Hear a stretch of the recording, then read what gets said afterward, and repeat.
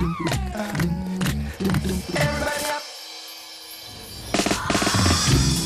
back, everybody. You're watching the morning show. Okay, holiday season is upon us, and I know there's going to be a lot of entertaining happening, and there's no better person to help you with that than Sebastien Centner, Director of Eatertainment Special Events. We always love it when you come to visit because you bring such a great spread. I love to be here. It's always a lot of fun. And it looks beautiful, and I always think, I can't do this at home, but it's actually very easy. You know what? It is. And actually, people get really nervous around entertaining, especially on the holidays. You have so much going on. So what we try and do is we try and give people simple ideas that you can do at home that are done with mostly things you have around the house, or we have some variation of them around the house. So these are all things that hopefully you should be able to do out of your fridge and your pantry without having to go out and do a lot of grocery shopping, and they're quick and they're easy. If Anthony and I can do it, then you can do it. Anybody can. You don't have to have a caterer. Yeah. Just, you can do some stuff you have. We cater so many parties, and it's great if you have a caterer and you have staff, but not everybody can do that. And if you know, depending where you're located and your timing, plus last minute. Somebody just, your wife calls, I invited 3 friends over. They're coming over in an hour. What do you have there, et cetera, et cetera. You want to put stuff together, vice versa. So this is great because this is all canapés, so you don't even have to all really, bite size. really Serving, do a main dish. cocktail napkins, small plates. You can. I love doing canapé parties because it doesn't matter the size. It's very easy to do. Where should we start? Why don't we start with the soup shooters? Okay.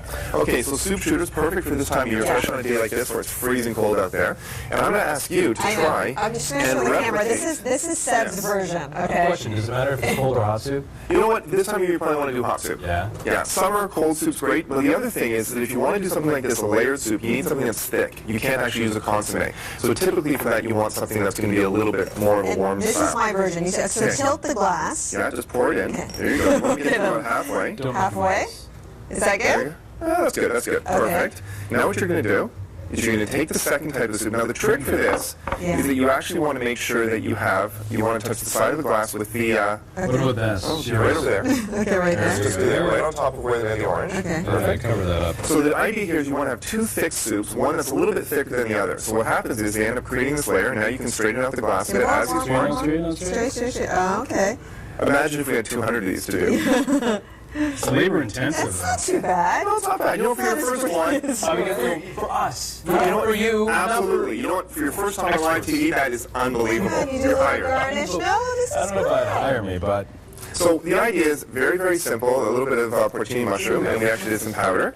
And you do those. It's very, very simple. You can actually keep these nice and warm. You can actually microwave the soups. You can use soups you have in cans, or so the can. Absolutely. You know what? The whole idea of making stuff from scratch is great, but if you don't have the time, cut a few corners, but still do something that's great. All right, let's move on. So the goat cheese balls. That looks pretty So cool. goat cheese balls, very, very easy to do. So we created from standard goat cheese. We took some traditional little goat cheese balls, rolled them around, and then what we do is you create a really nice mixture, and we did a bunch of different ones here.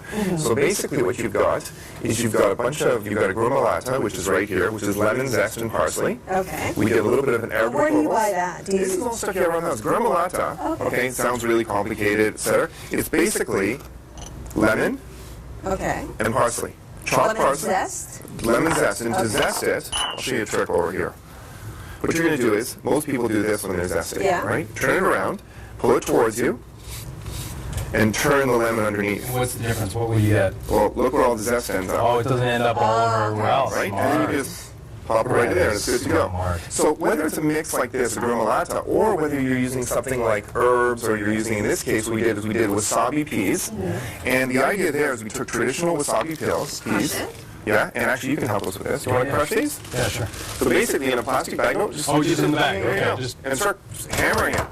There you go. Get all your aggression out, Anthony. In case you don't happen to have a hammer at home like that, a special crushing hammer, why don't you finish off with this jar of jam? There you go, exactly. You just take whatever's there and that's it. So, and what do you mix that with? This is actually just plain herbs. We did herb de Provence, and we added in a little bit of pink peppercorn. The idea, though, behind this is that whatever you have around the house that works with goat cheese in terms of the spice, you basically can roll it in there, and it's really, really simple to do. Just going to drop it in, roll it around a little bit, etc. And you can get kids to help you with this. Absolutely, 100%. Your kids can help you. Depends on the age a little bit, but and then if you really want to kind of make it a little bit more interesting, drop in a few acrylic skewers, and they go from little goat You cheese get all flavorful. fancy, you get all Martha And then- Stewart. Exactly. What is it? Is that pepper? No.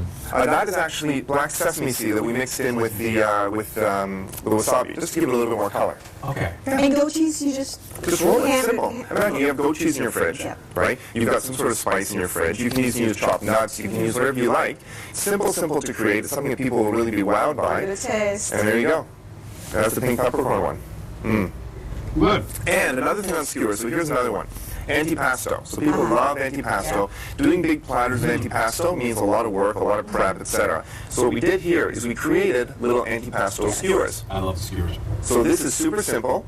All we did is we have the cherry tomato, we have a little bit of prosciutto, out of the wooden skewer, finish it off with some basil. I like this because you dictate the portions. Sometimes at a party, everybody's just eating the prosciutto 100%. and too many tomatoes left over. What you notice about all this is that it can either all be prepared ahead of time, so you don't spend the entire evening in the kitchen while your guests are enjoying themselves, or you can do most of the prep, so you can finish things off. So if you need more shooters, you just basically take the two things, you start pouring more of them, but the soup can already be ready, you just have to warm it up and you're good to go. And Sebastian, before we have to go, because we have to wrap up, Kid-friendly. Very easy to do this. Just get breadsticks. Absolutely. So this is going to look like this eventually, but let me throw this together. So the idea is you melt the chocolate, you do that in a microwave, takes about 2 minutes, just make sure about every 30 seconds you stir it. Just regular baker's chocolate? Or Absolutely. Dark chocolate, you can even do white chocolate if you like, you're going to let some of the chocolate come off. Oh, that looks Now the so idea great. here is that you want to get as much of it off as possible so it doesn't pool underneath.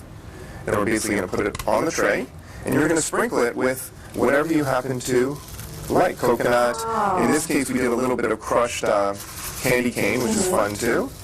And then, eventually, they're going to look just like this. Wonderful. Sebastien Centner, Director of Eatertainment Special Events. Okay, I'm going to take one of these, and you can have one of these, and you can have one of these, and we're going to take a break. You're watching The Morning Show, everybody. Happy holidays. I've got to go away. Baby, it's cold outside.